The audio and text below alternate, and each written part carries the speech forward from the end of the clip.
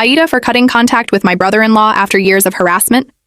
I, 32F, have been dealing with harassment from my brother-in-law, Jake, 38M, for the past 5 years. It all started when I married his younger brother, Tom, 30M. At first, Jake seemed friendly enough, but things quickly took a turn for the worse. It began with small comments at family gatherings. Jake would make jokes about my appearance or my job as a teacher. I tried to brush them off, thinking he was just trying to be funny. But over time, the comments became more frequent and more hurtful. One Thanksgiving, Jake loudly asked when Tom and I were going to have kids. I explained that we weren't ready yet, but Jake wouldn't let it go. He kept pushing, saying things like, "You're not getting any younger," and "Tom needs someone to carry on the family name." I was embarrassed and upset, but I didn't want to cause a scene at dinner. After that, Jake started texting me regularly. At first, it was just random memes or jokes, but then he began sending messages late at night, asking personal questions about my relationship with Tom. I told Tom about it, and he said Jake was probably just lonely since his divorce. He suggested I ignore the messages, but the texts kept coming. Jake would comment on my social media posts, often with inappropriate remarks. He'd show up at my workplace unannounced, claiming he was just in the neighborhood. It got to the point where I feared family gatherings because I knew Jake would be there. Last Christmas, things came to a head. Jake had been drinking and cornered me in the kitchen.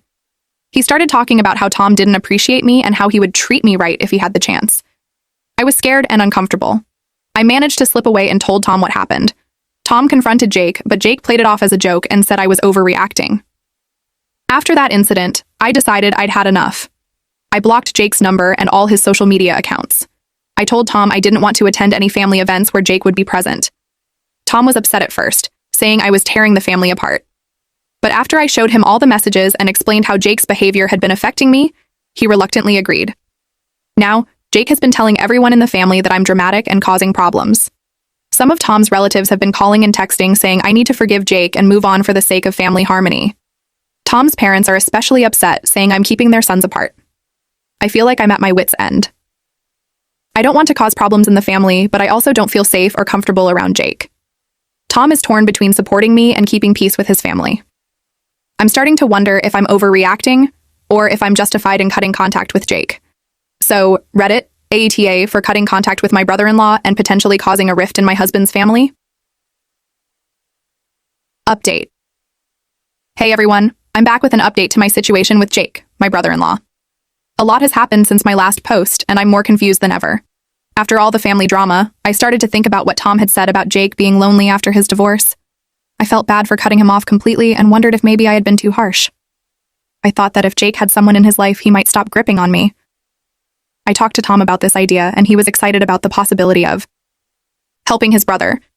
We agreed that finding Jake a date might be a good way to help him move on and hopefully improve our family situation. I had a friend, Sarah, who had recently gone through a breakup. I thought she and Jake might hit it off, so I decided to set them up. I was nervous about contacting Jake after everything that had happened, but I figured it was worth a try for the sake of family peace. I sent Jake a text, keeping it casual. I said I wanted to talk to him about something important. He responded quickly, which surprised me.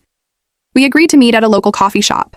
When I met Jake, I was on guard, but he seemed different. He was polite and didn't make any inappropriate comments. I told him about Sarah and suggested that they might get along well.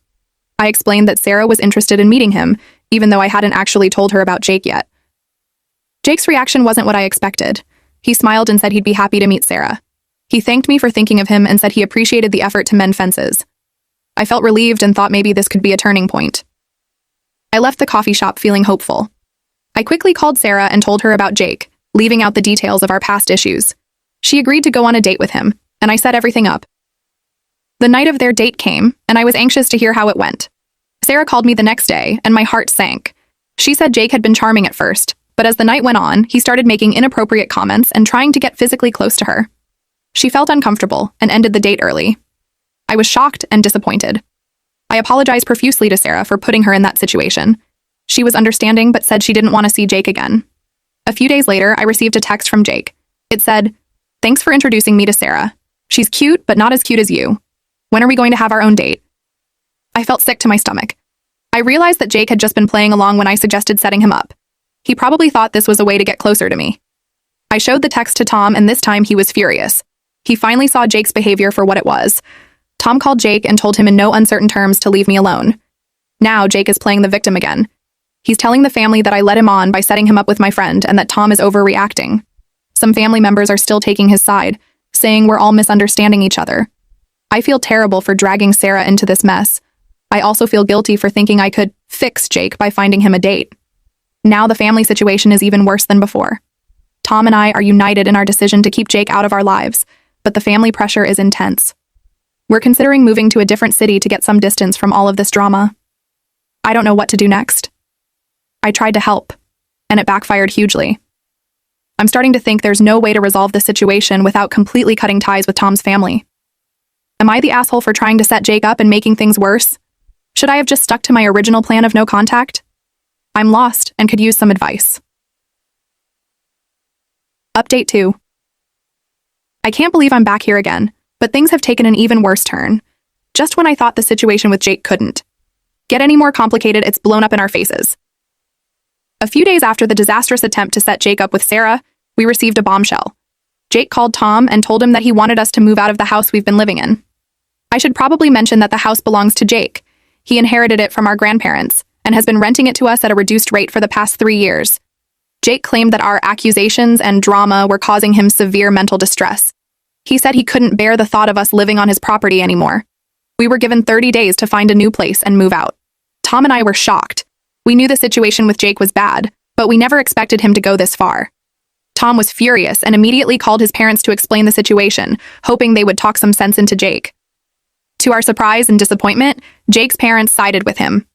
They told Tom that Jake was going through a difficult time and that our constant attacks on his character were making things worse.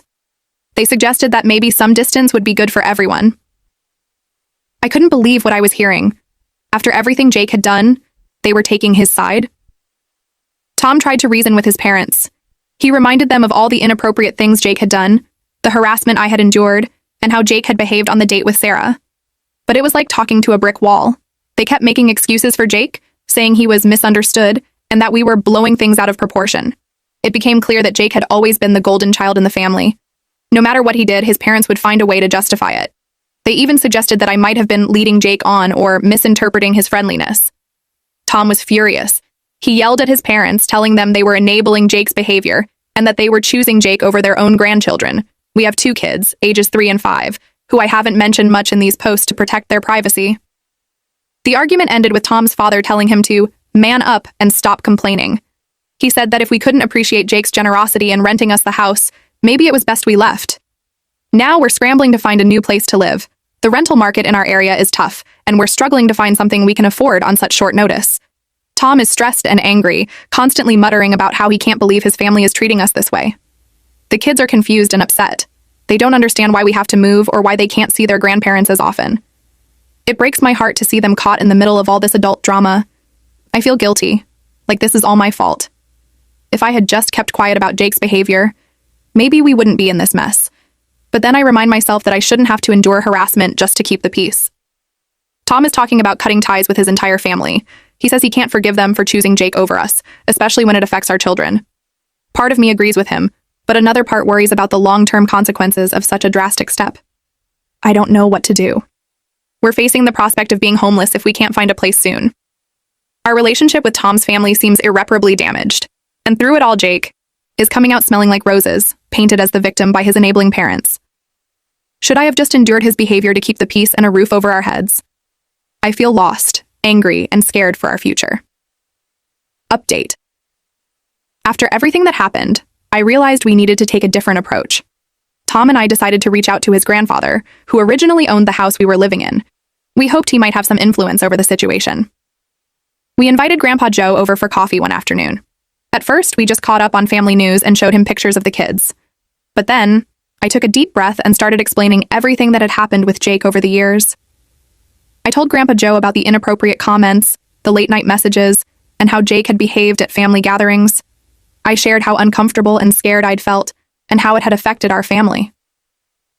Tom backed me up, adding details I'd forgotten, and explaining how hurt he was by his brother's actions. At first, Grandpa Joe looked skeptical. Jake had always been his golden grandchild, and I could tell he was having trouble believing what we were saying. But as we continued to talk, showing him some of the text messages Jake had sent, and recounting specific incidents, I saw his expression change. The turning point came when we told him about Jake kicking us out of the house and how Tom's parents had sided with Jake. Grandpa Joe's face turned red with anger. He couldn't believe that his son and daughter-in-law would choose Jake over their other son and grandchildren. After a long silence, Grandpa Joe said, "I think I need to have a talk with Jake and your parents." He asked us to stay in the house for now and not to worry about moving out. A week later, Grandpa Joe called us. He'd spoken to Jake, confronting him with everything we'd told him. At first, Jake had tried to deny it, but faced with the evidence and his grandfather's disappointment, he eventually broke down and admitted to his behavior. Grandpa Joe had also talked to Tom's parents, making it clear that he didn't approve of how they'd handled the situation. He reminded them that the house was meant for all his grandchildren, not just Jake. The result? We're allowed to stay in the house. Jake has been told in no uncertain terms that he needs to leave us alone. Grandpa Joe made it clear that if Jake harasses me again, he'll face serious consequences, including potential legal action. Tom's parents called to apologize. They said they hadn't realized how bad things had gotten and admitted they should have listened to us earlier. It's a start, but Tom and I know it'll take time to rebuild trust. As for Jake, he's been told to seek counseling to deal with his issues. He's not allowed to contact me directly anymore. All communication has to go through Tom or his parents. It's not a perfect ending. There's still tension in the family, and I don't know if I'll ever feel completely comfortable around Jake again. But for the first time in years, I feel like we've been heard, and our concerns have been taken seriously. We're focusing now on healing as a family and creating a safe, stable environment for our kids. It's been a long, difficult journey, but I finally feel like we're on the right path. Thank you to everyone who offered advice and support throughout this ordeal. It meant more than you know.